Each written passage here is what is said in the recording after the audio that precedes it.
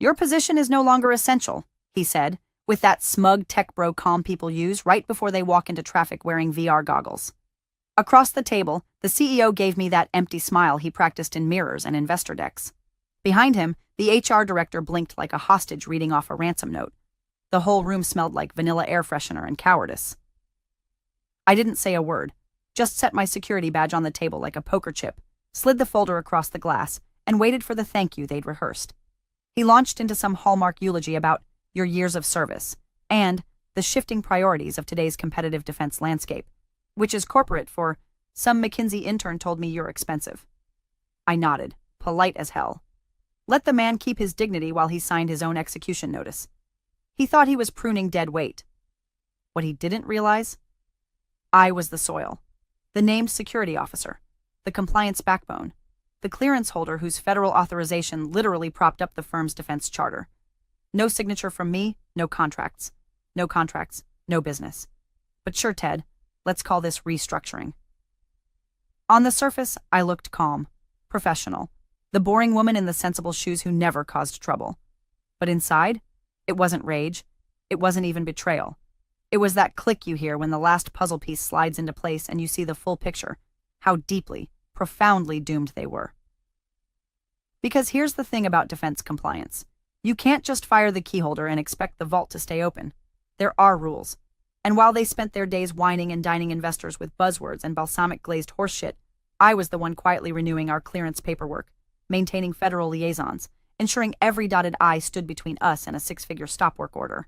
Oh, and before I forget, if you like stories where corporate arrogance face plants into federal law, go ahead and click that subscribe button. Maybe toss a like while you're at it. It keeps our little team caffeinated and helps more people find stories like this before they get blindsided by some khaki-clad idiot with a restructuring PowerPoint. Back to the office. They had me escorted out like I might steal staplers or scream about injustice. As if I had to raise my voice. I signed the exit docs, smiled at the poor intern who couldn't make eye contact, and walked out without looking back. No drama. No scenes. Just me, my dignity, and one last email I sent from my personal laptop before the system locked me out. The subject line was simple. Clearance oversight. Termination update. I copied 2 federal agencies, per protocol. Included the date and time my responsibilities ended. Attached the signed SF-328. Closed the laptop. They thought it was over. What they didn't realize was that paperwork doesn't care about egos. That document alone? It nullified our defense charter, retroactively. Without a named clearance holder with valid authorization, every classified contract they'd touched since that moment became an expensive liability. But hey, I'm just a quiet former employee. What do I know? I went home, made tea, and sat by the window. Not angry, not smug, just still. There's a certain peace that settles in your chest when you know a storm is coming, and you're not the one who has to lift a finger to cause it. They wanted a leaner company.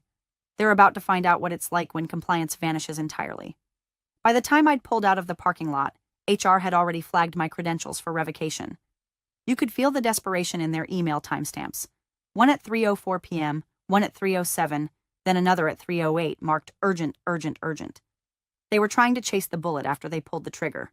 IT disabled my login by 3:12, and by 3:20 the building's entire security system had been updated to treat me like a threat. Which is poetic, considering I spent a decade protecting that firm from actual ones. I sat in my car, engine still running, and opened my personal inbox. One new message, just a quiet gray font auto-reply from a DoD address. No emojis, no alarms, just 7 words that snapped like piano wire. Update received. Subject, facility clearance reevaluation. That's when I knew it had begun. You'd think I'd feel triumphant, vindicated, but I didn't. Not then. What I felt was sad. The kind of sad that feels like a slow exhale, like watching a car crash you couldn't stop. I liked my job. I took pride in it, in knowing every policy, every clause, every person I kept out of prison with a well-timed compliance memo. I wasn't the star. I was the scaffolding. And scaffolding only gets noticed when it's gone and someone falls off the roof. I drove home slow, letting the radio talk about something mindless. Traffic, pumpkin spice shortages, some senator who fell asleep on live TV. But my brain kept drifting back to that folder they left on my desk. White label. Sharpie scrawl. Form SF328. Do not shred. I'd filled it out the week before, left it in plain sight during my exit meeting, and watched HR's intern glance at it, squint, then slide it aside like a coffee coupon. They had no idea that form wasn't optional. It was everything. Because once I submitted the termination update and failed to designate a new FSO within 24 hours, the facility clearance process didn't just freeze. It rewound. Contracts under review went cold. Existing contracts lost shield. Classified communication got flagged. And worst of all, the firm was no longer legally authorized to touch any of the data it had access to 15 minutes prior. But hey, I'm sure Brad from consulting will get it sorted. After all, he shadowed me for half a day back in April. Meanwhile, the guy they installed as my replacement, Tyler, I think, sent his excited to join the team Slack message before he even got his credentials approved. I'd seen his LinkedIn the night before.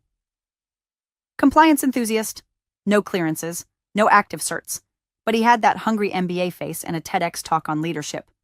Good luck with Form 254, buddy. By sunset, I was curled up on my couch with a blanket, a cat on my lap, and an email draft from a former colleague blinking on my screen. Subject line, "Are you okay?" She'd heard something. She always did. I didn't reply. Not yet. It wasn't my turn to act anymore. Let the system run its course. Let the efficiency cuts hit the walls they never saw coming. Let the CEO discover, slowly and with dawning horror, that federal law does not give a single damn about synergy, vibes, or shareholder value. The company thought I was just a name on some org chart. They were about to find out I was the signature. By Friday morning, he was already strutting across the auditorium stage like a televangelist selling salvation through synergy. The all-hands meeting was mandatory, which meant half the staff dragged themselves in, nursing resentment and bad coffee. The other half tuned in remotely, muted, cameras off, already hate-scrolling job boards under the table. Me? I watched the replay a day later, curious how delusional the man would get in front of a crowd he barely knew. He started with buzzwords. Transformation, agility, vision verticals. You could feel morale deflating with every slide. Then came the self-congratulation. "I'm proud to announce a successful restructuring of our compliance architecture," he said, gesturing to an org chart that now looked like someone spilled alphabet soup on a whiteboard. "We've eliminated redundancy, consolidated oversight, and streamlined outdated processes." Translated from CEO to English, I cut everyone who told me no. Then he waved over a guy who looked barely old enough to rent a car. "This is Tyler. He's joining us as Interim Director of Regulatory Operations. Not compliance, not security. Regulatory Operations.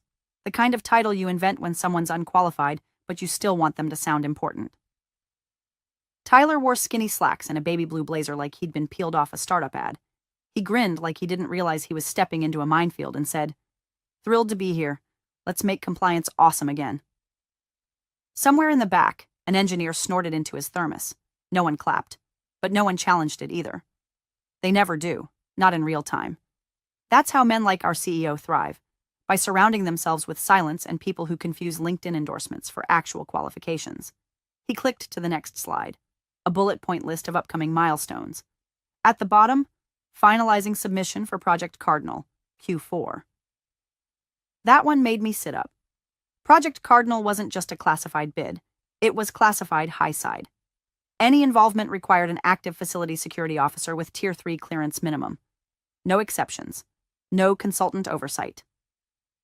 And to file, the submission had to include the FSO's full name, badge number, and signature on 3 different forms. And guess whose name was pre-printed on the application? Mine. Because those templates were created months ago, when I was still the named officer. And no one had updated the forms, or the policies, or the approval workflows. They just hit send, assuming automation would cover their incompetence. I imagined the legal intern responsible for filing it, dutifully uploading the packet to Cybernet, never realizing the minute they submitted with my name but without my current designation, they'd triggered a compliance red flag that made Homeland Security blink twice. But sure, streamline it, buddy. The kicker? The CEO ended his speech with a cheesy little mantra. "In this company," he said, "we don't cling to the past, we build the future." The crowd clapped this time. Or maybe the sound guy just hit the track. Back in my living room, I poured a fresh cup of tea and smiled like a woman watching the last 5 minutes of a true crime documentary, where the villain realizes the phone calls were coming from inside the house. The arrogance wasn't what surprised me. It was the speed. He didn't just gut the compliance framework. He lit the match and asked everyone to admire the flame. But fire doesn't negotiate, and neither does federal code. Tyler may have had the blazer, but I had the badge. Or rather, I had it, until they took it from me. Now they had a paper trail with my name, no authority behind it, and a ticking regulatory time bomb disguised as a PowerPoint win. And somewhere in a government inbox, a caseworker was staring at Form 328, realizing their contact had been terminated mid-cycle. Tick. Tock. By Monday, the polite silence started turning jagged. It began with bounced emails. First just one or two, messages to federal liaisons that came back with vague errors or delay notices. Recipient unavailable. Delivery timed out. Mailbox full. But then came the rejections. One flagged sender. Two marked unverified facility. And a third that straight up read, "Clearance contact not recognized. Do not reply on this channel." Tyler told the team it was probably a firewall thing. He said it like someone who'd just Googled firewall on his phone and thought the issue would fix itself if he clicked refresh hard enough. By noon, procurement stalled. The systems themselves were fine, but vendors wouldn't release materials. Purchase orders hung in limbo. One vendor sent an apologetic message. "Until status is resolved, all shipments are paused. Apologies for the inconvenience." Vague, sure, but every sentence read like it had been vetted by 5 lawyers first. Meanwhile, Tyler kept walking around the office like a lost exchange student in a language immersion school. "I'm still getting up to speed," he told the finance lead. "This isn't my core strength," he admitted to a contracts manager. When asked if he'd submitted the FCL verification for Project Cardinal, he said, "That's a week 2 item." The man had no clearance, no training, and no idea that the clock had already stopped. Clients noticed. They always do. Quietly, at first. A usually warm project manager started replying with one-liners. A phone call was cut short with, "We'll revisit next cycle." One agency contact who'd always started emails with, hey, sent a terse, "Please confirm your FSO status as soon as possible." The lawyers upstairs started sweating. That's when they reached out to the Defense Industrial Base office. No reply. Not a maybe later bounce back or an automated, "Your ticket is in our queue." Just nothing. Like a switch flipped and the firm went from vendor in good standing to ghost with access to secrets. Because when a facility loses clearance, the government doesn't yell. It just stops talking. Somewhere around 3 p.m., the director of legal, a man who once laughed when I asked if he'd read the NISPOM, emailed the CEO. Short subject line, "FSO status, urgent." No reply. So he tried again, this time CCing 3 board members. Still silence. That night, I met someone at a little coffee shop near Crystal City, a place where the cappuccinos taste like regret and the baristas all wear lanyards with nothing printed on them.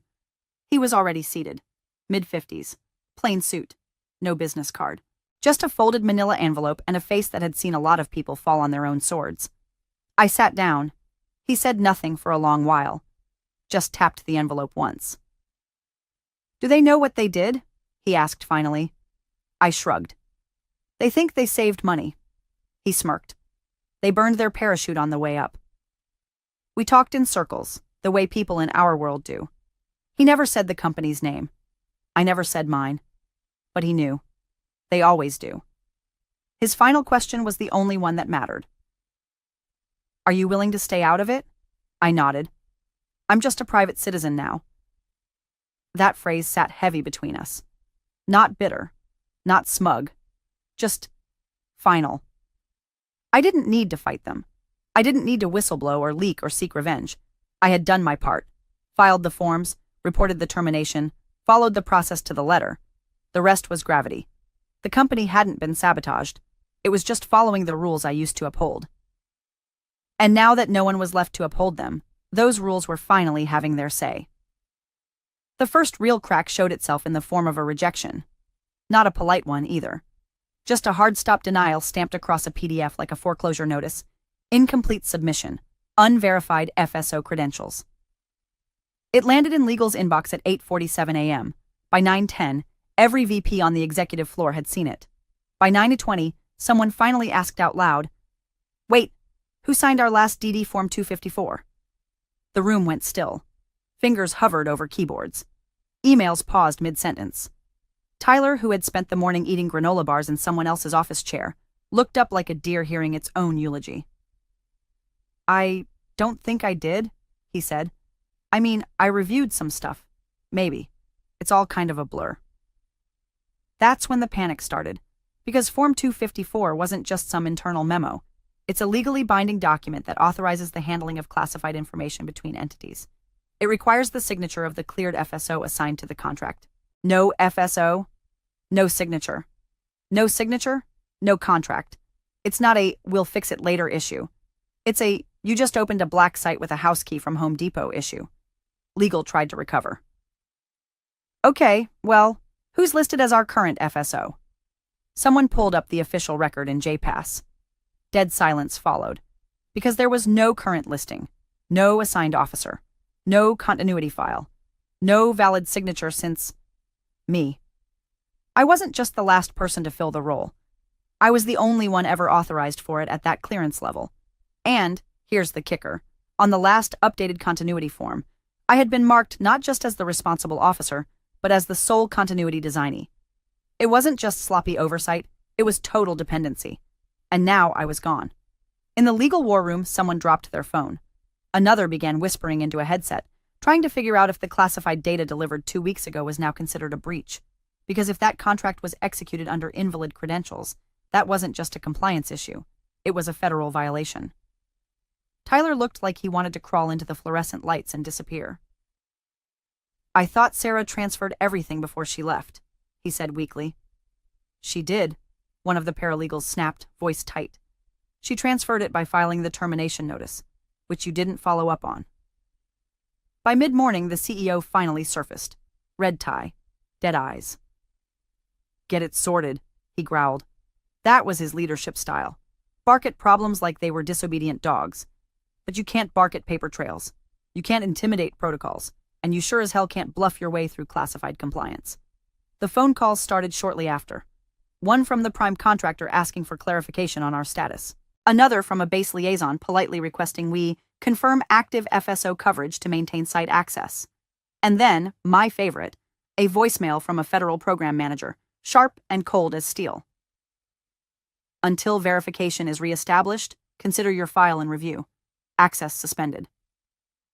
At home, I sat at the kitchen table, sipping lukewarm tea while skimming through a gardening catalog I wasn't really reading. I hadn't checked my phone in hours. Didn't need to. I could feel the storm thickening. But somewhere under the surface, beneath the ache of betrayal, the disbelief that they'd been so reckless, something else stirred. Not glee, not revenge, power. A quiet, unshakable sense of leverage, not the kind you wield like a weapon, but the kind you simply are. I hadn't done anything cruel. I hadn't sabotaged a single file or hidden a single form. I'd simply done my job, right up until the second they told me I wasn't essential. And then, like any good officer, I'd documented my departure with precision. They chose to ignore the rules. Now the rules were choosing not to ignore them. By Wednesday morning, the word suspended started making its rounds. Not whispered, not shouted, just quietly printed in sans serif across an email from the contracting office like it was nothing more than a status update. Subject: Program. Hold notification. Contract. Yakfrazor 714. Body: pending verification of facility clearance status and security oversight personnel. All activity related to the above contract is hereby suspended until further notice. The CFO read it 3 times, then once more aloud, just to make sure he hadn't suffered a small stroke. But the language didn't change. Suspended. No timeline. No clause to negotiate. Just full stop. A multi-million-dollar contract parked on a side street with the hazard lights flashing and a boot on the tire. Downstairs, finance began to panic. Not loudly. Not yet. But a few inquiries popped up in the payroll system. Why wasn't the second disbursement for Division 6 processing? Why was the access flag showing authorization pending? Someone poked around and discovered that without an active FSO designation, the cost code tied to classified labor was invalid, which meant the payment approvals were locked. Automatically. No one could override it. You can't pay cleared employees without a valid contract, and you can't have a valid contract without an FSO. and they didn't have one. But oh, they had a memo. It came from legal, who by this point looked like they were aging in dog years. It was sent to department heads, team leads, even mid-level managers who didn't know what DD Form 254 meant a week ago. Subject: External Communication Protocols. Body: Effective immediately. Please refrain from contacting any former employees regarding compliance matters or prior security roles.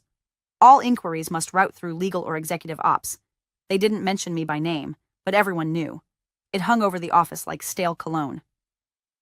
HR printed the memo and taped it to the break room fridge, right above the expired oat milk and passive-aggressive notes about microwave etiquette. Back in the corner office, the CEO was no longer in campaign mode. No more LinkedIn posts about embracing change. No more team selfies. Just closed doors, muffled phone calls, and the faint smell of panic behind a $90 deodorant. He tried calling in favors. DHS, the contracting office, even some guy from his old consulting firm who used to know someone in the defense sector. Nobody answered. Or worse, they answered, listened, then said nothing meaningful before hanging up. Compliance doesn't do favors. It does forms. And his name wasn't on a single one that mattered. He stormed down to legal demanding to know why the FSO role couldn't be expedited. Because it's not a TSA pre-check, one of the lawyers muttered after he left. It's not a damn fast pass. That afternoon, I walked to my mailbox like I always did. Quiet street, crunchy leaves, sun sliding across the roof lines. In the box was a single envelope from a vendor I used to manage. Inside, a small thank you card with 3 words written in perfect cursive. You were right.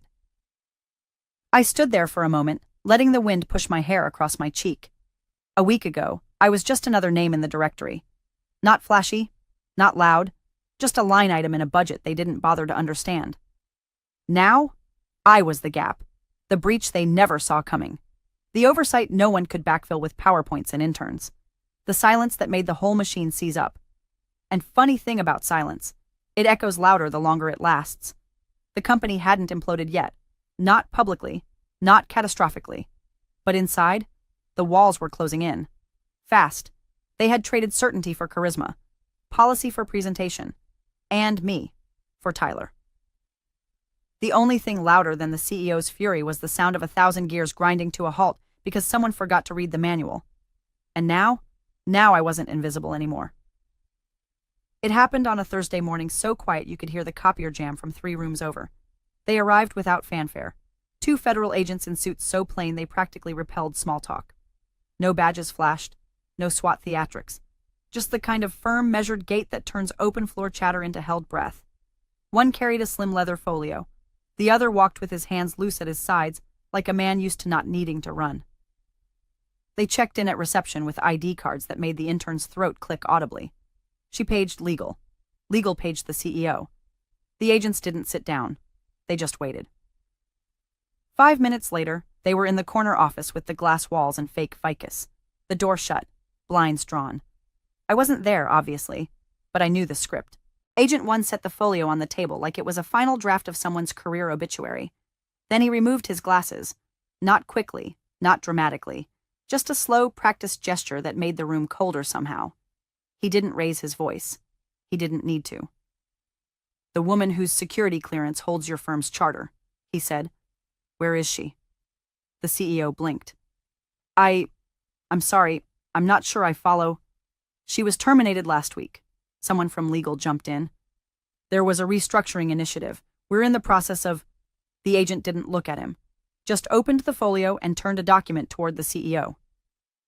Per your facility's own filings, the charter is valid only under the continuous supervision of the named facility security officer. He tapped the line. That name is Sarah Elaine Morgan. Clearance ID 7842B. He let that settle. No sound but the whisper of HVAC and one lawyer quietly dying inside. That oversight lapsed, the agent continued. There was no successor designation, no formal continuity plan submitted. As of 4:39 p.m. last Thursday, your firm has operated without a compliant FSO, which means nothing we've touched since then is legal. The CEO muttered, too fast. His voice cracked at the end. The second agent finally spoke. Including Project Cardinal. You could hear the breath suck out of the room like someone opened an airlock. Project Cardinal wasn't just any contract. It was a multi-agency initiative with embedded clearances, sensitive infrastructure maps, and an auditing clause that might as well have been written in blood. Submitting under false credentials wasn't just a disqualifier.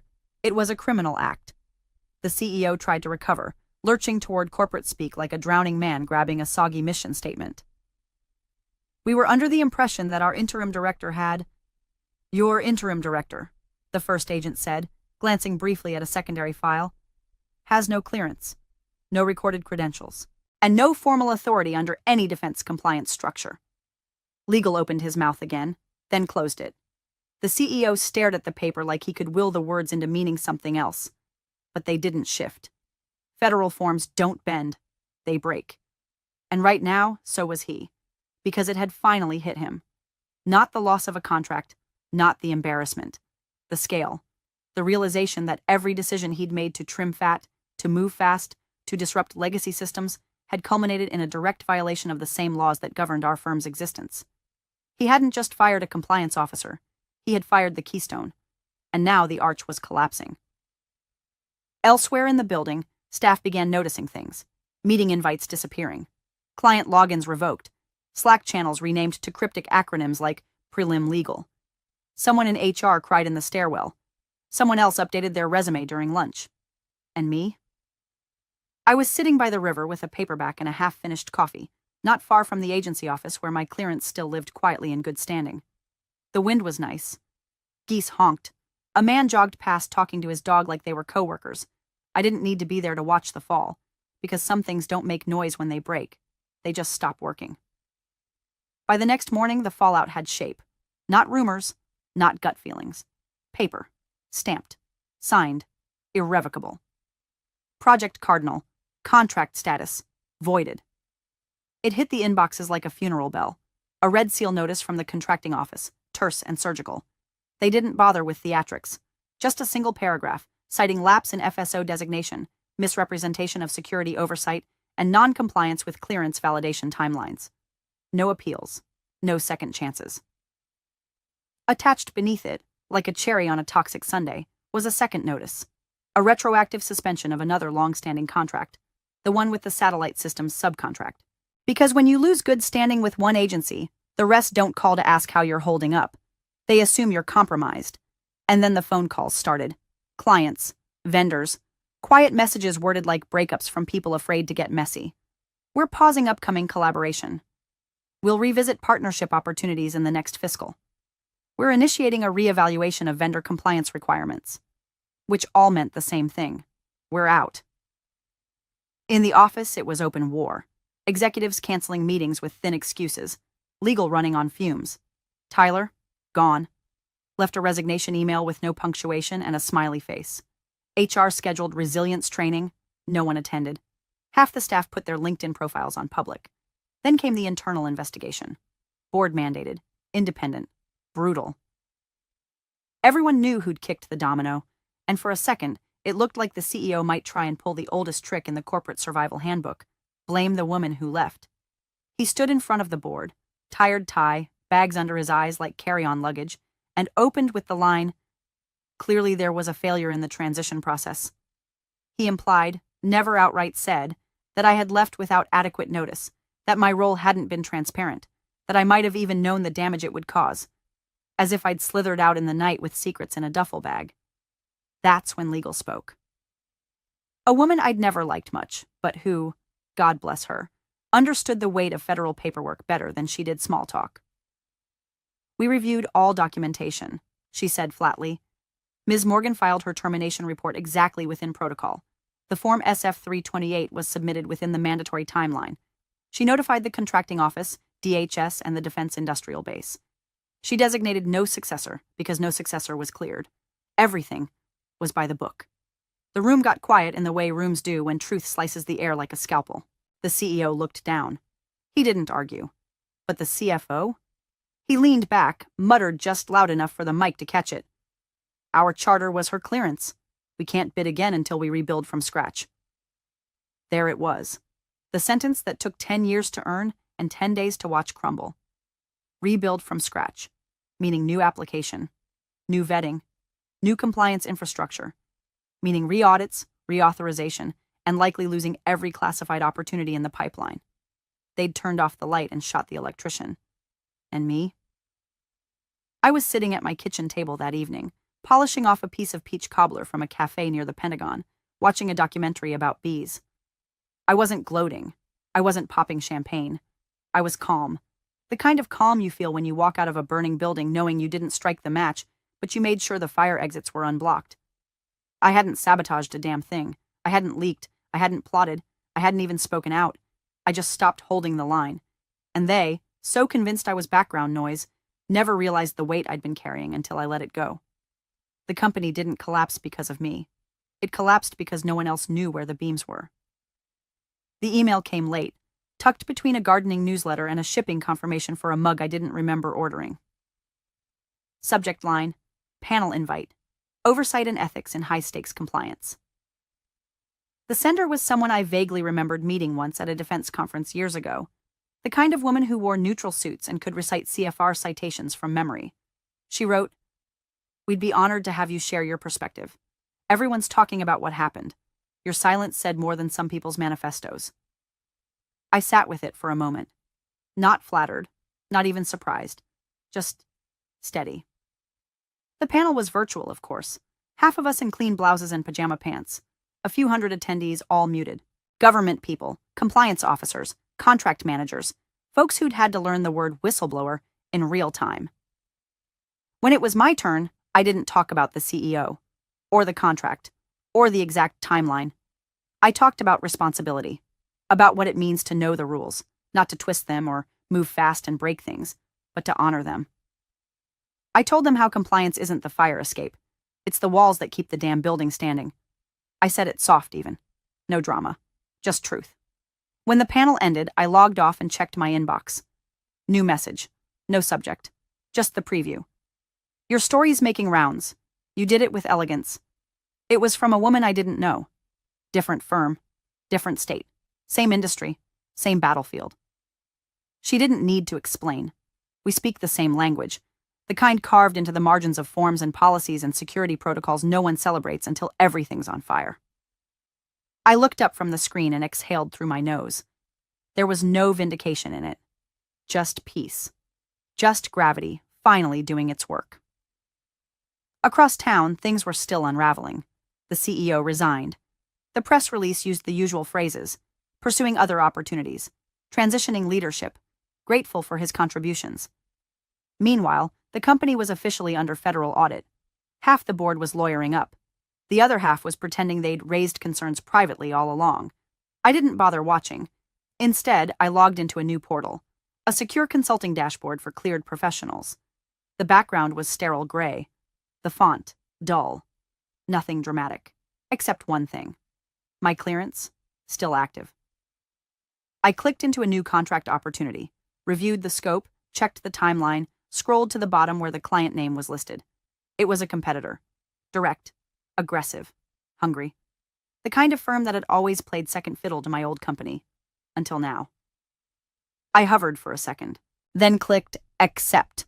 Not to get even. Not to spike the football. Just to keep doing what I do. Quietly. Precisely. Without fanfare. Because this was never about revenge. It was about consequence. They broke themselves the moment they forgot who held the weight. And me? I just stepped aside and let gravity handle the rest.